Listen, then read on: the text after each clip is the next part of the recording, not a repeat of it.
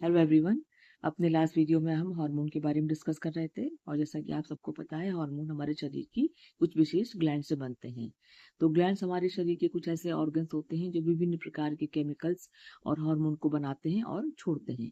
ये हार्मोन हमारे शरीर की सारी एक्टिविटीज जैसे कि growth, metabolism, temperature regulation, stress, reproduction, sleep और डाइजेशन में हेल्प करते हैं। तो बेसिकली ये ग्लैंड्स दो तरह के होते हैं, एंडोक्राइन और एक्सोक्राइन। एक्सोक्राइन ग्लैंड इसमें डक्स होती हैं, इसमें अपना सिक्रीशंस ये बॉडी के सरफेस पे छोड़ते हैं या किसी एक विशेष ऑर्गन के अंदर छोड़ते हैं। एग्जाम्पल के लिए सलाइवरी ग्लैंड यानी कि लार ग्रंथियां, ये लार यानी कि सलाइवा बनाने में हेल्प करती हैं जब हम जिसके से डाइजेशन में हेल्प मिलती है।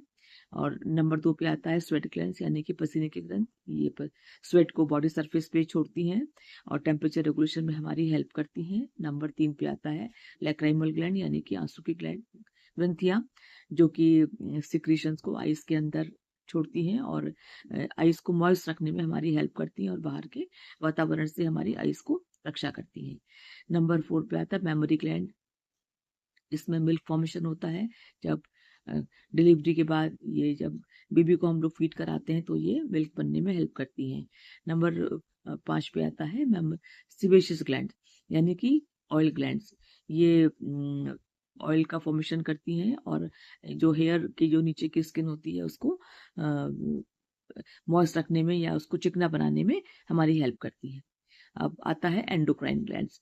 एंडोक्राइन ग्लैंड्स सबको पता है, इसमें हार्मोन्स बनते हैं, इनमें कोई डक्ट नहीं होती है, ये अपने सिक्रीशन को सीधे ब्लड में छोड़ती हैं, इसलिए इनको हम लोग डक्टलेस ग्लैंड भी कहते हैं। तो एग्जांपल के लिए ये कई सारी हैं, pituitary gland, thyroid, parathyroid, adrenaline, pineal, pancreas, ovaries और टेस्टिस। तो एक एक करके सबके बारे में थोड़ा थोड़ा शॉर्ट में बताते हैं, काफी कुछ तो हम आपको बता ही चुके हैं। तो नंबर 1 पे आता है पिट्यूटरी ग्लैंड, ये जस्ट ब्रेन के नीचे होती है, इसको मास्टर ग्लैंड कहते हैं।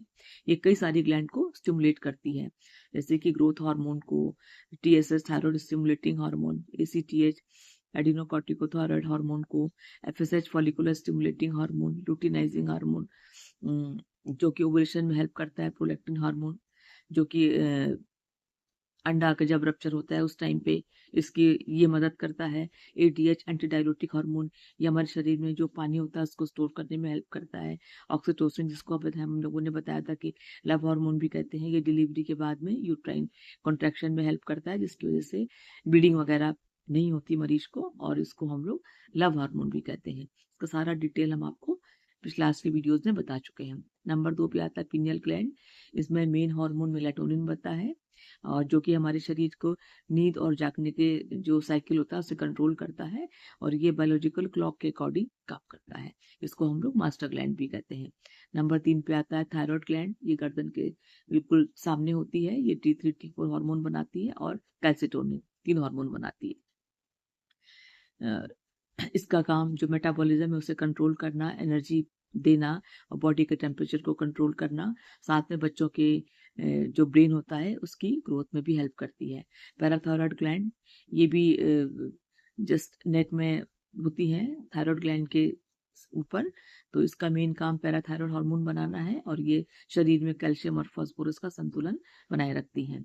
नंबर 5 पे आता है थाइमस ग्लैंड, ये छाती के जस्ट या हार्ट के जस्ट ऊपर होती है और ओल्ड एज में ये डिसअपियर हो जाती है। इसके जो निकलने वाले हार्मोन है उसको हम लोग थाइमोसिन बोलते हैं या थाइमोपोइटिन कहते हैं। इसका मेनली काम इम्यूनिटी को डेवलप करना होता है और ये विशेषकर बचपन में इम्यूनिटी डेवलप करती है, जो कि हर तरह के प्रतिरोधक क्षमता का विकास करना होता है, जो कि सारे रोगों से लड़ने की मरीज को ताकत प्रदान करता है।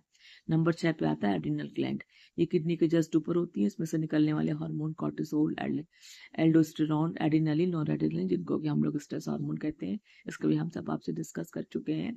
इसका काम होता है तनाव से निपटना, बीपी को कंट्रोल करना, नमक और पानी का संतुलन बना के रखना, फाइट या फ्लाइट जो एक्टिविटी है इसको इस क्रिया को अपनाना, मतलब या तो आप जो भी आपको हर खतरे से लड़ने का में हेल्प करती है। और नंबर 7 पे आता है पेनक्रियास, इसमें ये एक मिक्स ग्लैंड है, इसमें एंडोक्राइन और एक्सोक्राइन दोनों ही काम होते हैं। इसमें जो निकलने वाले हार्मोन दो हैं, इंसुलिन जिसकी कमी की वजह से डायबिटीज होने का खतरा होता है और दूसरा ग्लूकागॉन नंबर 8 पे आता है ओवरीज। ये महिलाओं में मेनली 2 हार्मोन बनाती हैं, एस्ट्रोजन, प्रोजेस्टेरोन। इनका काम पीरियड रेगुलेट करना, और प्रोजेस्टेरोन का काम होता है प्रेगनेंसी में कंटिन्यू करने में हेल्प करना। और महिलाओं में ये उनके सेकेंडरी सेक्सुअल कैरेक्टर को भी डेवलप करता है एस्ट्रोजन वाला हार्मोन।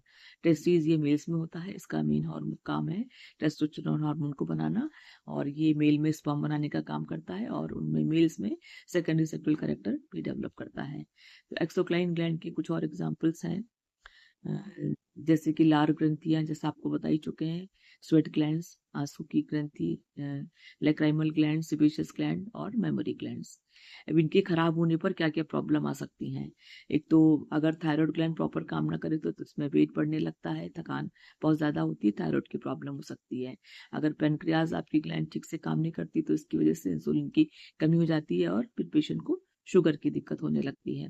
ग्रोथ हार्मोन की कमी की वजह से बच्चों की ग्रोथ प्रभावित होती है, और या तो उसकी हाइट बढ़ती नहीं तो पेशेंट जो बच्चा होता है वो ड्रॉप के फॉर्म में रह जाता है, उसको हम लोग बौना कहते हैं, या शरीर कभी कभी नॉर्मल से ज़्यादा बढ़ जाता है, इसको हम लोग जाइजेंटिज्म कहते हैं।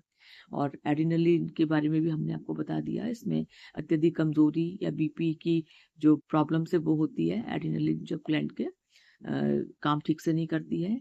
और जो प्रेजनन हार्मोन यानी कि एस्ट्रोजन प्रोजेस्टेरोन हार्मोन अगर गड़बड़ होता है तो इसकी वजह से पीरियड्स इरेगुलर हो जाते हैं, इनफर्टिलिटी की प्रॉब्लम हो जाती है, और कभी कभी सेक्सुअल प्रॉब्लम्स भी पेशेंट फेस करता है। तो ग्लैंड्स को स्वस्थ रखने के लिए क्या क्या करना चाहिए, इसमें हम प्रॉपर, एक तो डाइट कंट्रोल बहुत ज़रूरी है, संतुलित और पौष्टिक आहार लें, पर्याप्त मात्रा में आयोडीन, कैल्शियम, विटामिन डी और प्रोटीन का सेवन करें, रेगुलर एक्सरसाइज करें, 7 से 8 घंटे की नींद बहुत ज़रूरी है। स्ट्रेस को कम करने के लिए योग, ध्यान या प्राणायाम के साथ करें, इसको भी बहुत ज़रूरी है। इसकी वजह से भी काफ़ी सारे बॉडी के फंक्शंस कंट्रोल होते हैं। धूम्रपान या बहुत अधिक अल्कोहल से बचें, और नियमित अपने हेल्थ की जांच कराते रहें।